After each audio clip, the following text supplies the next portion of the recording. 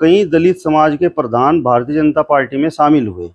वो आपके विकास कार्यों को देखकर शामिल हुए, भारतीय जनता पार्टी की नीतियों से प्रभावित होकर पार्टी में शामिल हुए, या आप लोगों ने उनके खाते सीज करा दिए थे? ये बराबर में बैठे मधोर के रहने वाले हैं, ये भी ठाकुर है और ठाकुर समाज का लगातार समर्थन हमारे साथ है। इकरा हसन चुनाव में बहुत पीछे है और वो जो है अभी राजनीति में इतनी परिपक्व भी नहीं है, बच्ची है। कहाँ विरोध है? कौन से गांव में विरोध? कहीं विरोध नहीं है। एक तरफा चुनाव है। जाति भेदभाव वो लोग करते हैं जो पिछले 20 साल से इस क्षेत्र में रहे हैं।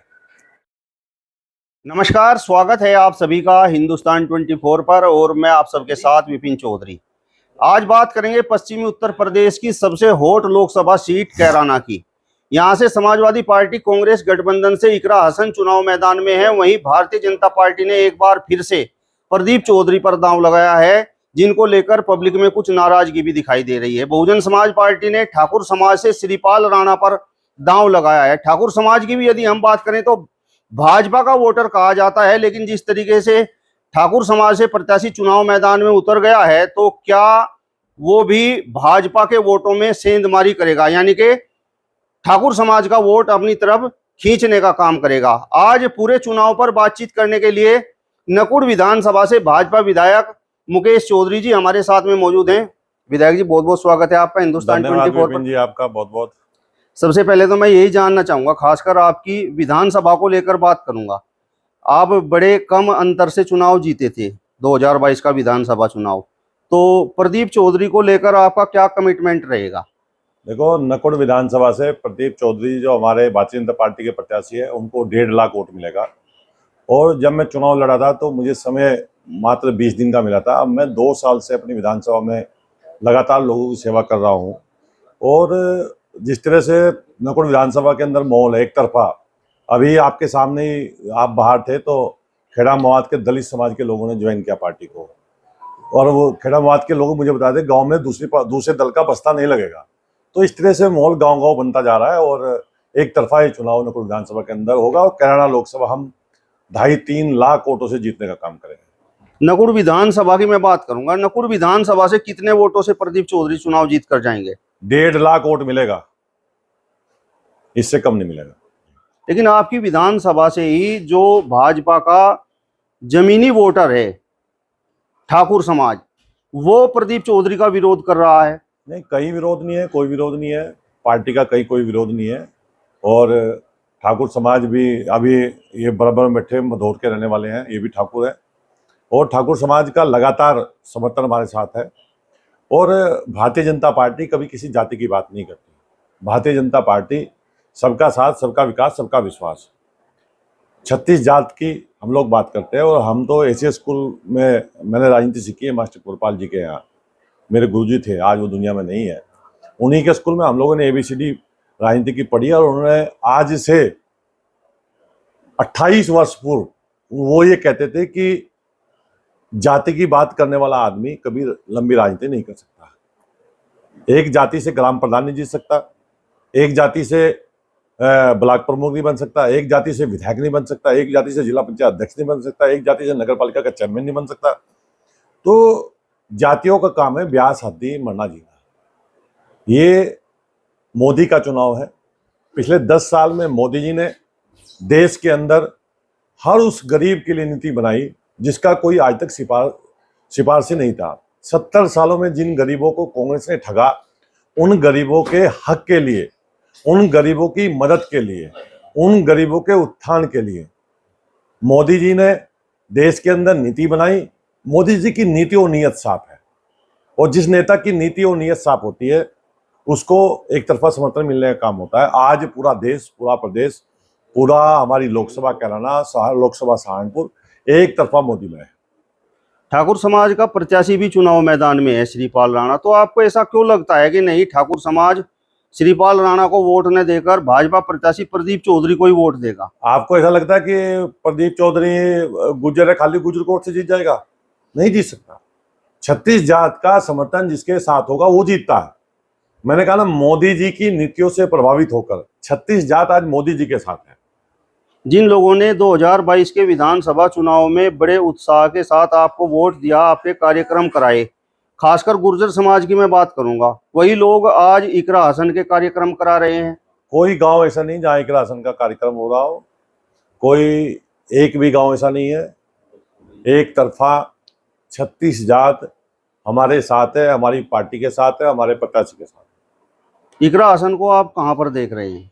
इकरा हसन चुनाव में बहुत पीछे है और वो जो है अभी राजनीति में इतनी परिपक्व भी नहीं है, बच्ची है और वो चुनाव में 3 लाख पीछे रहेगी हमसे।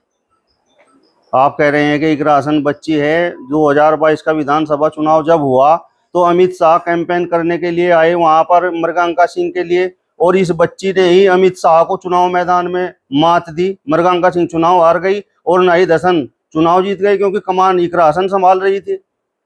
देखो वो तो सब समीकरणों का खेल है। उस चुनाव में समीकरण दूसरे थे, अब समीकरण दूसरे हैं। तब हमारे साथ लोकदल नहीं था, अब राष्ट्रीय लोकदल का गठबंधन हमारे साथ है। इसलिए मैं आपसे कह रहा हूं कि ये चुनाव हम बिना राष्ट्रीय लोकदल के गठबंधन के बावजूद हम 92,000 से पिछली लोकसभा जीते थे, जिसमें पिछली बार सपा लोकदल एक साथ थे, एक मंच पे थे और बहुजन भी उनके साथ थी, तब हम 92,000 जीते थे। इस बार बहुजन अलग लड़ रही है, बहुजन का अपना वोटर है और जो है ये अपना लड़ रहे हैं अपने बीएसपी वाले, और सपा और कांग्रेस का गठबंधन है, लोकदल हमारे साथ है। तो आज समीकरण बहुत दूसरा है। आज समीकरण कैराना लोकसभा का 3 से ज्यादा बढ़ सकते हैं हम, हमारी जीत 3 लाख से ज्यादा। नहीं, कैराना लोकसभा पर 2019 का जो चुनाव हुआ था उसमें तबस्सुम हसन चुनाव लड़ रही थी, और वहीं कांग्रेस पार्टी से भी हरिंदर मलिक चुनाव लड़ रहे थे, वो भी काफी वोट लेकर गए थे। और सबसे बड़ी बात यह है कि काजी परिवार तबस्सुम हसन के विरोध में था।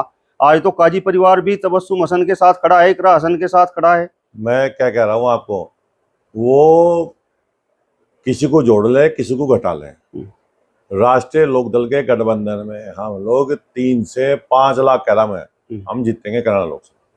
नहीं, काजी परिवार भी तो यहाँ पर हिंदू मुस्लिम एकता की बड़ी मिसाल रहा है। हिंदू वोटर भी उनके साथ जुड़ा हुआ है, और जिस तरीके से उन्होंने इकरा हसन के सर पर हाथ रख दिया है, तो आपको नहीं लगता कि हिंदू वोटर में भी सेंधमारी होगी? हम तो हिंदू मुसलमान की बात ही नहीं करते। हिंदू मुसलमान की बात तो ये इंडिया अलायंस के लोग करते हैं। हम तो सबका साथ, सबका विकास, सबके विश्वास की बात करते हैं, 36 जात की बात करते हैं। प्रदीप चौधरी को लेकर इतना विरोध क्यों हुआ? कहाँ विरोध है? कौन से गांव में विरोध? कहीं विरोध नहीं है, एक तरफा चुनाव है। और ये जो सोशल मीडिया पर वीडियो चल रहे हैं, ये कुछ मनगढ़ंत लोग हैं जो है जानबूझ के इस तरह की चलाने का काम करते हैं, और ऐसा कोई विरोध किसी गांव में नहीं है। प्रदीप चौधरी मेरी विधानसभा में 3 दिन पहले थे, कल फिर रहेंगे। एक तरफा गांव में दूसरे दल के बस्ते भी नहीं है, लापता के पोस्टर उनके लगे रहे, कहीं कोई पोस्टर नहीं लगा। वो तो आपका लगा दो। लोग कहते हैं कि सांसद जी से हम काम बताते हैं, वो एक पर्ची लिखते हैं और फिर उस पर्ची को अपनी जेब में डाल लेते हैं, और फिर वो जैकेट धोबियों के यहाँ पर चली जाती है, और वो काम फिर वहाँ प्रेस और धुलाई में धुल जाता है, काम किसी का होता नहीं। देखिए, ये बातें सब बनी बनाई बातें हैं। 3 बार वो विधायक रह चुके, 1 बार सांसद रह चुके, 3 बार उनके पिताजी विधायक रह चुके, और दूसरी बार वो सांसद बनने जा रहे हैं। यदि वो काम ना करते तो क्या हो जाते? जीत जाते, जनता ने वोट दे देती। और आज भी मैं कह रहा हूँ, गांव गांव उठा के देख लो, एक तरफा चुनाव है, बस्ते नहीं है, एजेंट नहीं है दूसरी पार्टियों के गांवों में। मतलब आज भी वोट योगी और मोदी के नाम पर ही प्रदीप चौधरी लेकर जाएंगे। भैया, ये काम है हमारी सरकार का।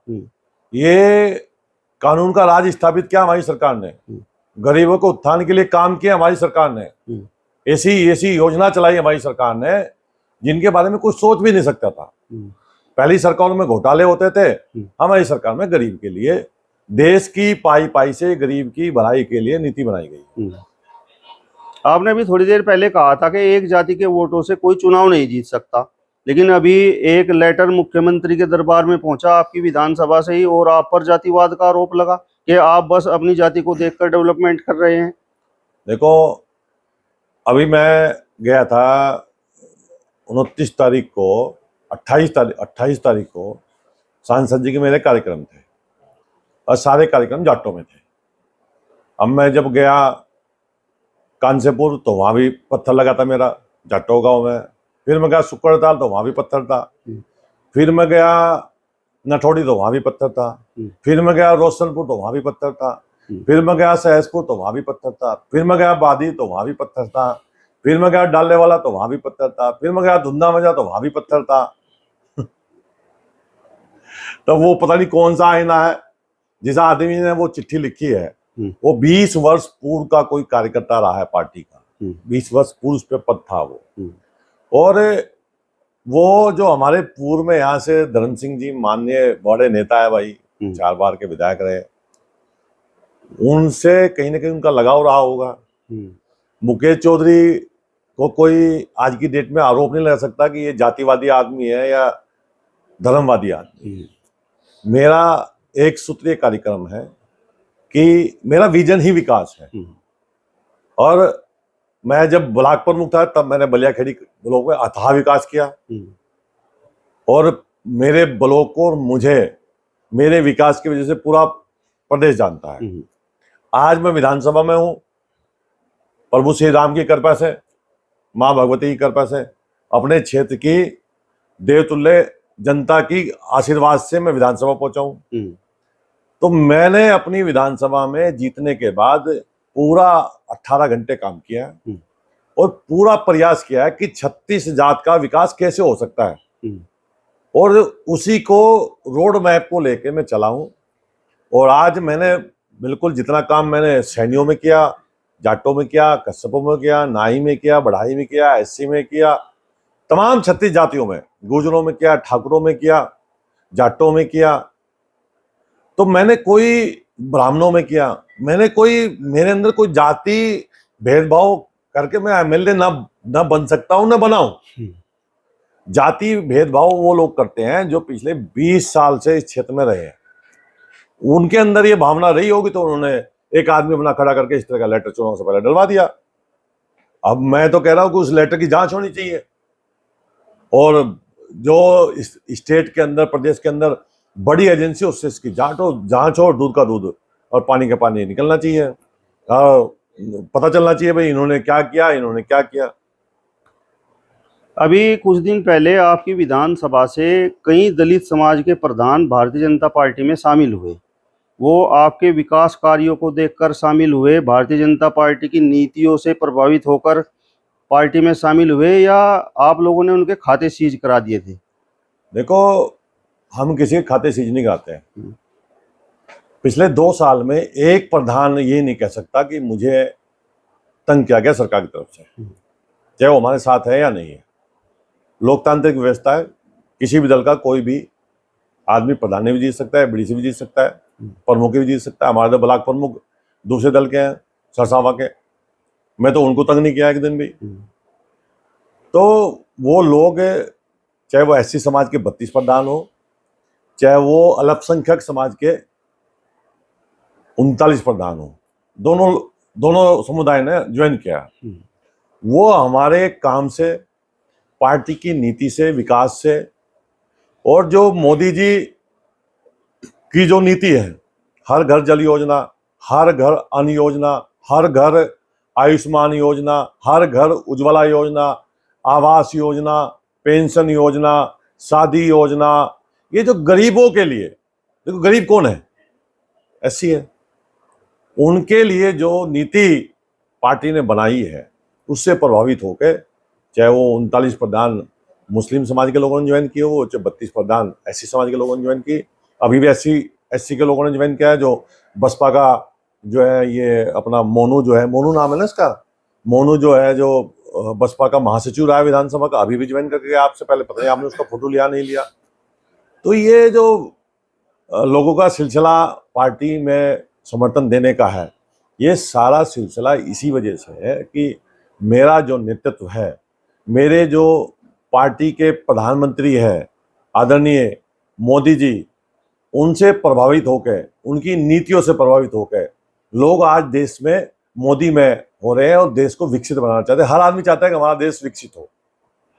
विधायक जी, अब आपसे मेरा अंतिम सवाल है, और सवाल ये है कि मैंने ठाकुर समाज का नाम आपको गिनाया, सैनी समाज का मैंने आपको नाम गिनाया, और कश्यप समाज का मैंने आपको नाम गिनाया।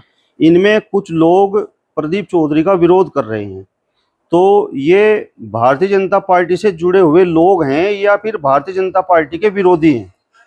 कहीं कोई विरोध नहीं है, और भारतीय जनता पार्टी का कोई आदमी, एक हमारी पार्टी बहुत अनुशासन में रहने वाली पार्टी है। भारतीय जनता पार्टी में टिकट होने से पहले आदमी अपनी मांग रख सकता है, टिकट होने के बाद कोई भी आदमी जरा सा भी विरोध नहीं करता, एक तरफा कमल के फूल पे मतदान करने का काम करता है, और कहीं कोई विरोध नहीं है। मैंने कहा आपको, ये वो लोग हैं, जैसे आपने कहा चिट्ठी लिख दी ना, ये वो लोग हैं जो परेशान हैं आज, जिनको जो फड़बड़ा रहे हैं, जिनको रास्ता नहीं मिल रहा कि हम कैसे मेन दूरी में शामिल हो। ये वो लोग हैं, ये वो लोग हैं जो समाजवादी पार्टी की सरकार में दलाली करते थे। ये वो लोग हैं जो परेशान है, हताश है, निराश है कि यार मोदी और योगी ने तो पूरा देश के अंदर जो है ऐसा माहौल पैदा कर दिया कि अब गरीबों का भला हो रहा है, अंतिम छोर पे रहने वाले लोगों का भला हो रहा है, महिलाओं का भला हो रहा है, मजदूरों का भला हो रहा है, किसानों का भला हो रहा है, व्यापारियों का भला हो रहा है। यार ये क्या करेगा मोदी? तो इससे वो परेशान है। इस तरह के लोग, कोई विरोध नहीं है। चलिए, तो नकुड़ विधानसभा से भाजपा विधायक मुकेश चौधरी जी को आपने सुना। फिलहाल इस वीडियो में बस इतना ही। अगली वीडियो में फिर आपसे मुलाकात होगी, तब तक बने रहिए हिंदुस्तान 24 के साथ। नमस्कार।